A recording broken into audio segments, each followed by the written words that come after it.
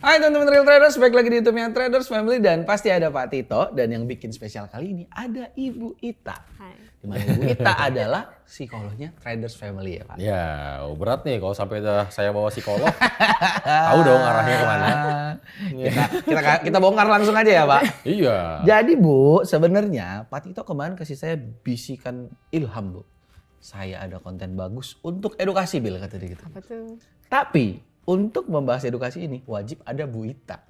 Karena ada salah satu teman analis kita yang nge-DM Pak Tito. Ya. Udah dikirimin ke saya. Dia ngomong, Pak bulan depan bisa dipastikan channel saya hilang dari peradaban. Oke. Karena satu dan lain hal. Intinya dia udah nyoba seasonality tapi nggak berhasil. Lalu karena terlalu rakus mengincar TF point, hasilnya dia malah loss besar. Lalu dia mencoba metode yang sudah mengantarkan dia sampai mendapatkan 7 medal dikombinasikan dengan metode yang lain. Hasilnya adalah sebuah kehancuran buat dia. Yang pasti itu loss semuanya. Terus bahwa ketika dia nge-review metode yang biasa dia pakai, itu kalau dijalanin malah ternyata profit. Sampai 300 pips lebih.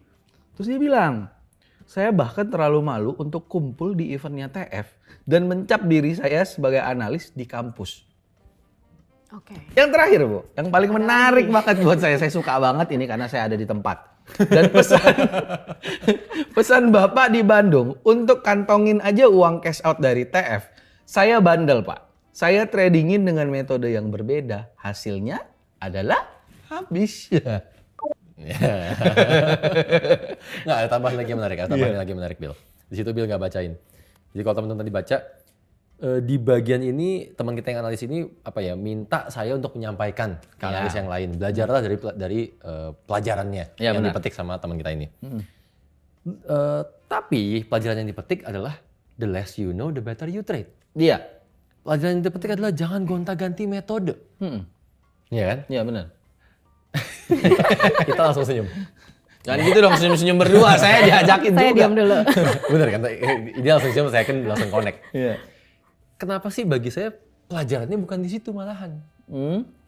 Penyebab masalahnya itu bukan di situ. Berarti udah bukan masalah the less you know the better you trade-nya. Bukan. Gitu loh. Dan ya ini kalian suka bilang kan bahwa wah ujung-ujungnya kalau trading ini semua soal psikologi. Ayo kita ngomong psikologi sekarang sama psikolog. Ini kan maunya teman-teman. Benar kan? Iya. Gini, kita urutin sedikit ya. Kita urutin sedikit. Kan kalau di sini posisinya berarti teman analis kita ini merasa sedang mengalami sesuatu yang buruk, Ya. kan? Dan seperti orang pada umumnya, saat sesuatu yang buruk terjadi, mayoritas orang hanya berusaha mengingat kejadian terakhir apa sih? Benar. Apa sih kesalahannya? Berdasarkan kejadian terakhir. Hmm. Tapi nggak berusaha mencari tahu penyebab utamanya apa. Asal muasalnya. Iya, oke. Ini dari mana? Iya kan? Iya, benar. Kenapa saya ngomong begini? Kita urutin ya. Iya. Kita urutin. Di sini ada beberapa poin menarik kan dia bilang karena rakus, Iya. mencoba seasonality, Benar. ya kan yang nggak dikuasain jelas-jelas. Lalu apa tadi? Ya, mengkombinasikan metodenya. Mengkombinasikan metode dengan metode lain. Ya. Lalu Malu buat malu kumpul. untuk ngaku sebagai analis lagi. Iya. Sampai yang terakhir Trading. ngeyel. Iya, benar. Ya kan karena udah dibilangin jangan dipakai, hasil cash out-nya dipakai juga. Pakai buat trading. Ya. Gitu kan. Nah, sekarang. Ini kan kalau Ita kan jelas psikolog ya. Iya. Posisinya enak teman-teman nih. Kalau kita biasa datang ke psikolog kan kita cuma tinggal bilang, "Bu, saya punya masalah nih kayak begini nih." Ya kan? Sebenarnya saya mesti ngapain? Kebanyakan orang akan langsung bertanya begitu. Pasti. Ya kan? Ya. Tapi kacamata psikolog itu selalu beda. Kacamata psikolog selalu beda. Dari 5 poin yang menarik ini. Nah. Dari 5 poin yang menarik ini, Bill coba. Penyebab utamanya yang mana? Oh, saya belum tahu dong ya. Paling kebaca sama saya, Hah? dia sering ngekombinasiin metode. Sama. Berarti kan? Iya dong. Kacamata itu enggak. Nah, gimana tuh? Saya kasih satu kata, biar saya kelihatan keren dikit ya sekali-sekali ya. Berhubung saya kan udah sering berguru sama Ita. Iya. Penyebab utamanya adalah bias optimism. Buset. Ini Wih. kayaknya udah pasti bukan istilah trading ya. Saya kelihatan keren nggak barusan? Bias optimism. Apa itu bias optimism? Silakan Tak, silakan bekerja. Siap, Pak. Silakan Bu. Ya. Ini langsung kita bahas dulu, mungkin jelasin bias optimism itu apa supaya nanti Benar, biar saya ngerti nyambung ya. dulu. Iya. Iya benar. kalau kita dari katanya dulu, dari bahasanya, bias optimism. Bias itu kan sesuatu yang melenceng, sesuatu yang belok. Benar. Intinya udah nggak lurus gitu. Iya. Dan optimism berarti sebenarnya optimisme yang sudah nggak pada tempatnya karena dia sudah melenceng. Oke. Artinya seperti itu. Nah, bias optimism ini maksudnya apa sih? Ini mungkin kasar ngomong kayak orang-orang yang optimismenya berlebihan. Iya. Orang-orang yang terlalu pede. Atau biasanya kadang kalau lagi ngobrol sama Pak Tito, ini orang-orang yang merasa I'm the chosen one. Oh. Nah, gitu kan. Kalau kata film. Iya. Kan film suka Iya, iya. suka bahwa oh ya he's the one. Ya, orang lain Benar, nggak benar. bisa, saya beda. Saya bisa. berbeda. Itu yang menarik. Sampai sini saya mulai ngerti ya. Nah, inilah yang sebenarnya kita bilang sebagai bias optimism. Oke. Nah, kenapa tadi saya senyum-senyum? Karena ini sebenarnya sudah sempat kita bahas bahwa apapun yang diomongin sama Pak Tito, Ya. kemungkinan sebenarnya kecil orang-orang nurut. Karena yang ada yang namanya bias optimism. Oh. Udah diomongin, tapi dia masih tetap juga melakukan. Karena dia merasa udah diomongin, saya tahu dong cara ngatasinnya. Nah, Kalau di teman kita yang analis tadi ini supaya kita juga dapat ceritanya lebih enak gitu ya. Ya. Dugaan saya kronologisnya itu justru yang terjadi pertama kali waktu dia cerita dia malu mengakui dirinya sebagai analis. Analis ya, benar. Padahal sebenarnya udah dibilang jangan mempromosikan channel. Semoga sih dia nggak sampai mempromosikan channel ya. ya. Semoga. Semoga Ya, gitu. ya, oke. Masih hanya mungkin dicerita-cerita gitu Ya. ke teman-temannya bahwa dia adalah analis. Ya. Dugaan saya sih dia juga mungkin cerita dia udah sampai di level elit. Minimal Ya, itulah. minimal Minimal itu. Iya. Oke. Nah, dari Pak Tito sendiri kenapa sebenarnya melarang para analis kita untuk mempromosikan channelnya? Betul. Karena ada efek samping yang mau kita hindari. Benar. Efek sampingnya itu apa? Beban mental, beban moral. Dia merasa ada sesuatu yang harus dia banggakan, ada sesuatu yang harus dia jaga, udah ke ego nih. Dan akhirnya harus menunjukkan pembuktian. Iya, Ya. benar. Gitu kan. Simpelnya kan kalau kita suka bilang oke lah nggak usah sampai mungkin dan semoga teman kita nggak nyampe nyebut nama channelnya apa. Semoga. Tapi minimal yang saya cukup yakin ngomong bahwa oh ya saya ini analis, Iya. ya kan? Level saya udah elit loh. Iya. Saya udah cash out loh. Benar. Ya kan? Dan ini yang kita wanti-wanti banget sejak awal, bahkan bagi yang semua yang level elit, Iya. kita ada ngasih video khusus yang kita bilang justru jangan. Iya, benar. Kenapa? Kenapa kita langsung blok di depan, kita bilang jangan di depan nih? Benar. Karena kita sama-sama tahu ada bias optimism. Iya. Alias orang saat mencapai sesuatu, Iya. ada sebuah pencapaian, Benar. kan ada sebuah kebanggaan akhirnya. Iya, benar. Kebanggaan ini mau disalurin kemana? Nah. Saya pengen orang tahu bahwa saya mencapai sesuatu. Iya, benar. Yang alias kalau orang suka nyebutnya kan pamer, sombong, dan lain-lain. Iya. Tapi intinya kita cuma pengen orang tahu, saya berhasil loh Iya, benar. sesuatu ini. Iya. Demi apa sih? Yang kalau di video saya bilangnya demi dipuji. Iya, benar. Gitu kan? Jadi disitulah sebenarnya bias optimism pertama terjadi. Iya, benar. Kalau nggak ngapain sampai malu? Ya. Iya, Teman-teman di benar. kampus. Kalau nggak mungkin malu. Iya. Benar kan? Ya, dan siklusnya nggak berhenti sampai situ nih Nggak di berhenti teman sampai kita situ. analis ini. Iya. Dia udah kena bias optimism yang pertama, dia ada rasa malu, bukan rasa malu sih. Mungkin di pertama dia merasa harus membuktikan Ya. bahwa dengan di level elit apalagi nih. Ya. Ketika dia dapat title elit itu apalagi yang harus dia buktikan. Dia mulai mencari-cari dan akhirnya dia mencoba untuk trading. Ya, atau mungkin juga ada bisikan-bisikan dari teman-temannya. Mungkin. Udah nyampe level elit, kenapa nggak sambil trading? Kenapa Bisa. nggak begini? Kenapa nggak begitu? Bisa Iya, jadi. Berhubung apa ya kita ngomong harga diri Wah, repot. ataupun pride. Iya. Ini telanjur di atas nih. Repot kalau Teman-temannya telanjur gimana sih caranya? Iya. Saya juga mau dong, semua berguru. Akhirnya kan kayak saya harus nunjukin apa lagi ya? Ya. Iya, benar. Bener kan? Iya, benar. Oke, masuklah dia dalam bias optimism yang kedua. Yang kedua. Benar. Iya. Nah, ketika dia trading di real account, kenapa dari Pak Tito sendiri sebenarnya udah melarang? Jangan langsung trading di real account. Iya. Karena kita tahu secara mental belum siap. Apalagi dananya dari cash out di tahap-tahap awal Belum seberapa. belum seberapa. Dari sisi mental nggak kuat, dari sisi dana juga nggak kuat gitu. Kalau Iya. hitungan money management ya. Betul. Benar. Nah, ketika ini yang terjadi, akhirnya dia loss. Lossnya dua sebenarnya. Loss duitnya dan secara mental dia juga loss. Iya. Dia nggak siap. Betul. Iya benar. Nggak terima. Oke, duitnya mungkin duit dari cash out, uang dingin, uang gratis, tapi tetap nggak rela dong. Nggak rela. Iya. Pasti dia berusaha mencari cara buat Iya. ngebalikin duitnya. Pasti. Ketika dia mulai cari cara, oke, cara terdekat yang pernah dia lakukan untuk mendapatkan duit kan dari TF Point. Nah, Benar. pasti langsung kontaknya ting. Ya. Oh. Yang saya tahu kalau dari TF Point cepet nih. Iya, baliklah cari duit di TF Point. Iya. Dari hasil tradingan dengan metodenya dia selama ini, dengan signal-signal yang dia post selama ini, mungkin dia merasa oh kurang poinnya. Iya. Di situ dia mencoba buat mengoptimize.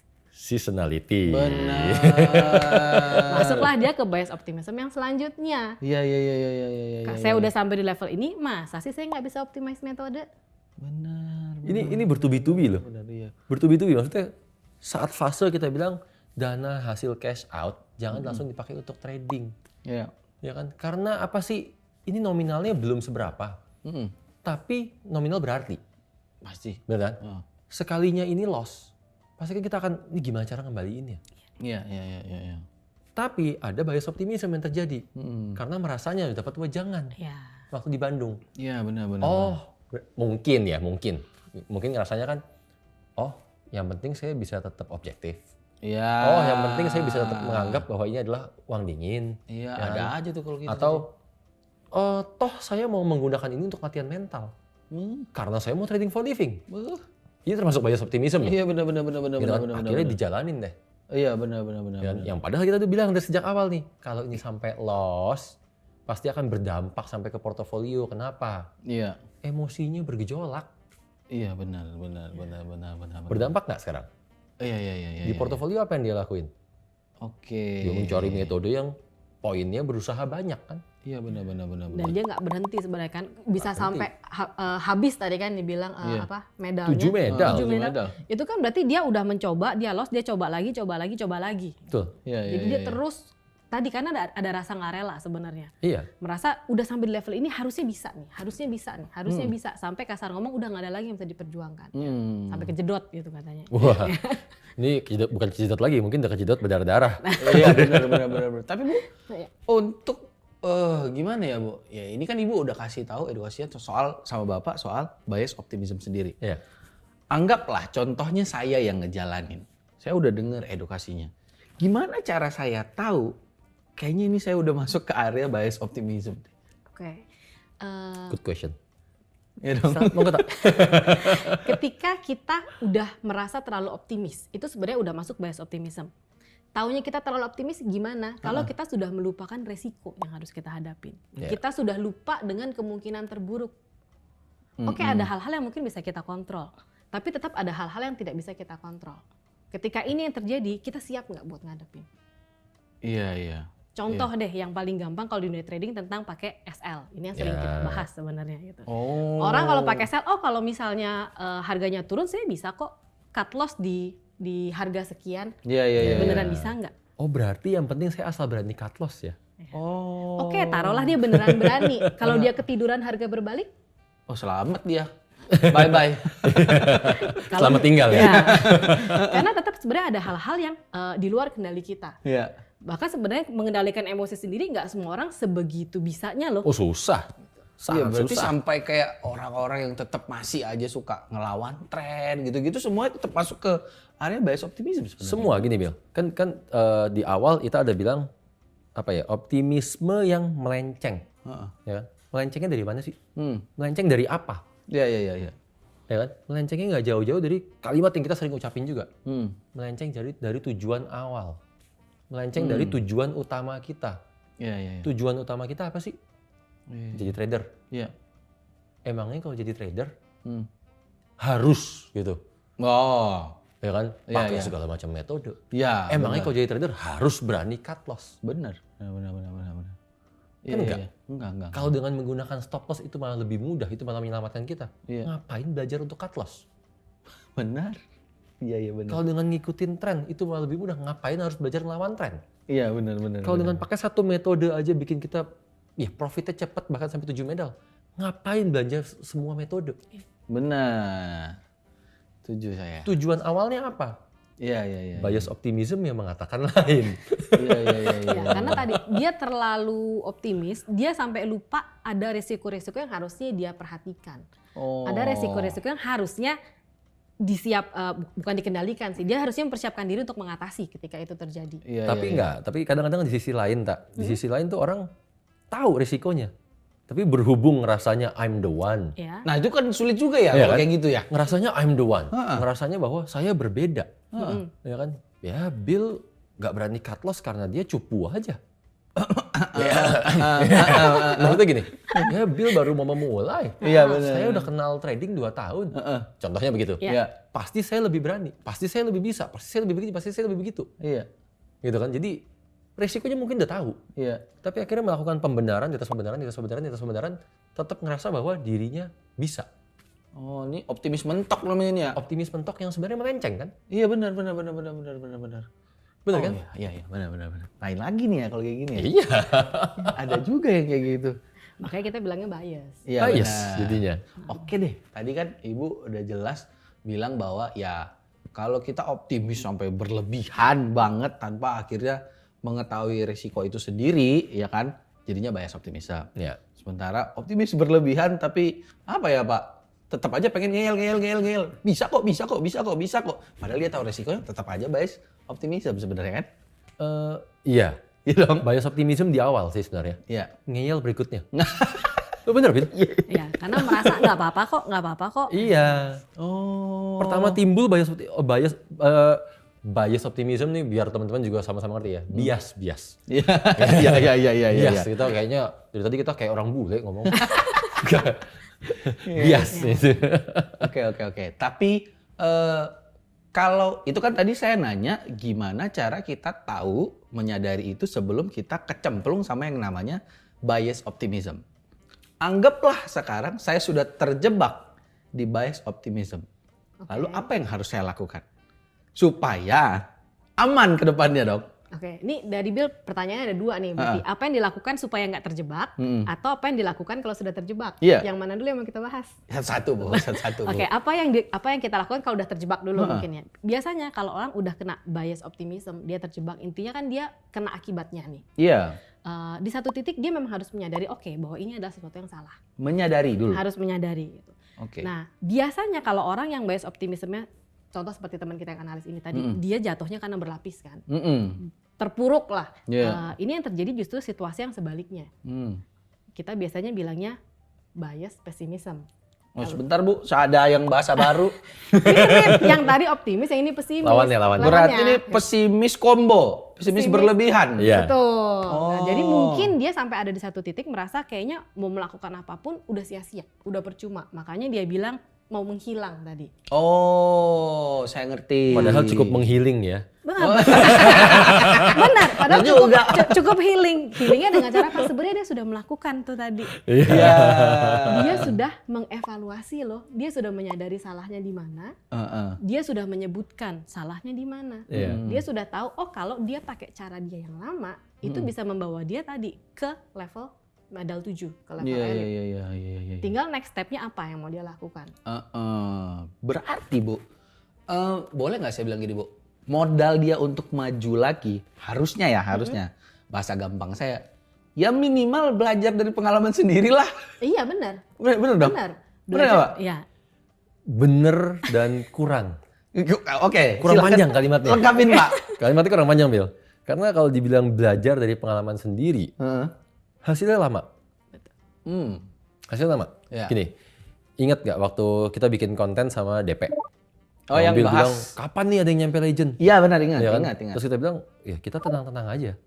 Orang kepleset lagi dari level master, jatuh lagi. Setengahnya kita udah tahu karena ya Ita udah banyak kuliahin saya soal ini bias optimism akan selalu terjadi. Iya. Semua manusia punya, gitu kan? Dan 90% manusia cenderung akan begitu, gitu kan? Dalam artian mereka cenderung harus mengalami dulu baru akan belajar. Makanya ada kata-kata pengalaman adalah guru terbaik. Ya. Tapi kan dalam kalimat itu nggak dibilang pengalaman siapa. Benar juga. Itu jadi masalah juga tuh. Benar dong? Iya benar. Kenapa hanya mau belajar dari pengalaman sendiri? Kenapa nggak mau belajar dari pengalaman orang lain? Benar juga. Kalau dikatakan pengalaman adalah guru terbaik, belajar dari pengalaman siapapun juga dong. Iya.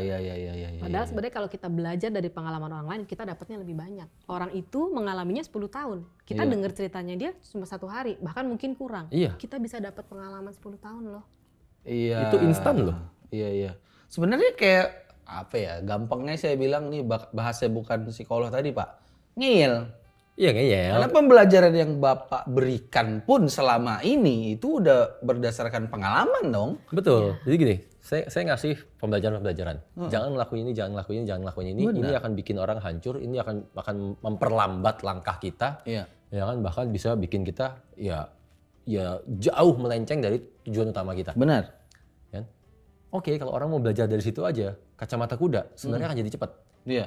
Tapi si bias optimism ini akan selalu muncul kan? Iya, ada aja tuh. Akan selalu muncul bahwa ya mungkin kalau diginiin bisa dong. Oh kalau pakai cara begini harusnya bisa dong. Iya. Kenapa saya nggak coba ini? Kenapa saya nggak coba itu? Dan seterusnya. Iya, benar. Yang nyatanya jadi lambat kan? Nah, Gitu. Karena maunya belajar dari pengalaman sendiri. Ya. Nunggu ngalamin, baru belajar. Nah, ini sebenarnya juga menjawab pertanyaan Bill yang tadi satu lagi. Gimana caranya supaya orang nggak sampai terjebak ke bias optimism tadi? Yep. Satu, dia harusnya belajar dong dari pengalaman orang lain. benar. Nah, cuma kan sebenarnya kita nggak gampang buat belajar dari pengalaman orang lain. Kita punya ego. Ya. Kita merasa kita lebih baik dari orang lain. Nah, benar. Jadi itu satu, kita harus mengakui dulu bahwa kita juga punya keterbatasan. Ada hal-hal yang memang kita harus belajar dari orang lain. Ada hal-hal yang memang kita harus akuin, ya memang kita nggak bisa. Ya. Memang kita harus ikutin, istilahnya harus nurut lah dengan nasihat Poin orang kedua lain. Ibu agak berat tuh di Sangat bertolak belakang dengan bias optimism ya. Iya, benar. Mengakui bahwa kita nggak bisa. Sementara si optimisme ini, Iya. I'm the one, I'm different. Sulit banget. Iya, benar. Makanya kita tahu, sebagian besar orang pasti akan mengalami ini. Iya. Iya, benar. Sulit, Bu, kalau itu, Bu. Iya. Benar. Iya benar, Bill, sulit. Cuma Sulit. tujuan utamanya apa? Iya, benar. Baik lagi, Pak. Saya masih tertarik kata Bu itu tadi pengalaman orang lain dengan Bapak yang ngomong tadi. Iya. Di trading, kita ngomong di trading ya. Banyak dong orang yang pernah mencoba trading. Ya. Nah, buat sebagian besar orang yang pernah mencoba ini, pengalaman mereka itu tidak indah buat coba trading. Benar dong? Ketika saya ngelihat udah 100-200 orang udah trading, nggak ada yang berhasil trading. Ya. Terus saya pengen coba. Ya. Apa iya masa saya bias optimism? Oke, sekarang kita runut lebih panjang lagi ya. Sama nih, kita nggak bisa ngeliat dari ujung terakhir kalimat Bill doang. Iya, oke. Ya kan? Bias optimism semua orang punya nggak sih? Punya. Semua orang punya. punya, ya. Ini alamiah. Dalam keadaan apapun kita nggak hanya ngomong trading loh, ya kan? Semua orang punya dan ini titik kelemahan manusia. Mayoritas orang yang nyobain trading melakukan studi dulu apa enggak? Diulik dulu sampai backtest dulu apa enggak? Atau langsung nyemplung tanpa ada dasar, Nyemplung. tanpa memikirkan resikonya. Iya, benar. Benar kan? Benar. Bias optimism terjadi di semua orang Hmm. kan? Dan akan terjadi dengan siapapun juga. Benar kan? Iya, baik.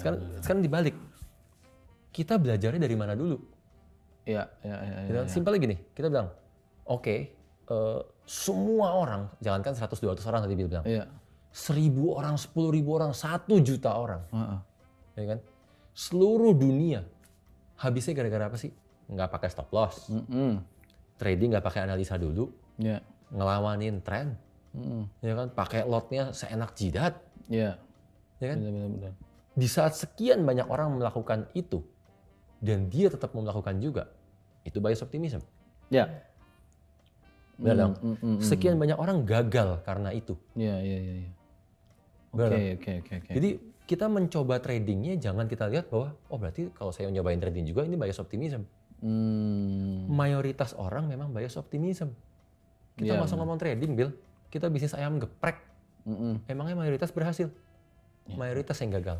Iya juga ya, Bu ya. Karena biasanya, ini kalau yang trading nih, biasanya orang masuk ke dunia trading kan karena melihat indah-indahnya. Iya. Nah, kalau dia terus berharap dengan yang indah-indahnya tadi, ya udah dia akan terus terjebak di bias optimismnya. Iya, benar. Sampai di satu titik harus kenal dulu dong, ini ada resikonya nih. Iya, benar. Jadi harus kenal pahitnya. Iya. Nah, sampai kalau dia udah tahu pahitnya, udah tahu cara menghadapinya, baru sebenarnya di fase itu ya udah dia sebenarnya udah keluar dari si bias Iya. optimism. Pak, tapi tadi yang Bapak bilang soal apa ya, Pak? Belajar dari pengalaman kan tadi, Pak. Saya ada pemikiran yang ngeganjel nih soal ini. Belajar dari pengalaman kan Apalagi waktu seseorang itu merasa I'm the one. I'm the one, dia punya sesuatu yang berbeda dong. Entah metodenya berbeda, entah cara dia menjalankan metode itu berbeda. Kita anggap simpelnya nggak mau pakai SL deh.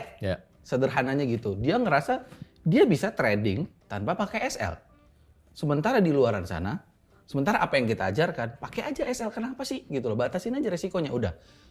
Tapi ketika dia belajar dari pengalaman yang mungkin bisa saya bilang dalam tanda kutip oknum, akan sangat mungkin kejeblos, waktu dia ngerasa I am the one, dia merasa semakin dibenarkan. Iya.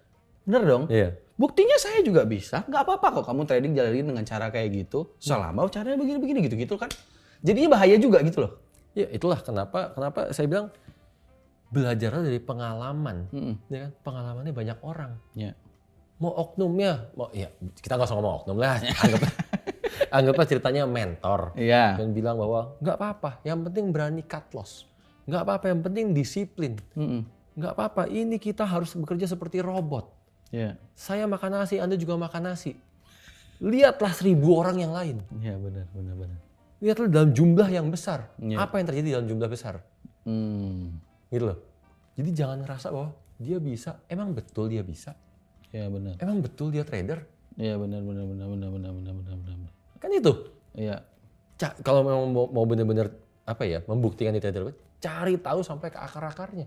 Benar. Dia trader atau bukan?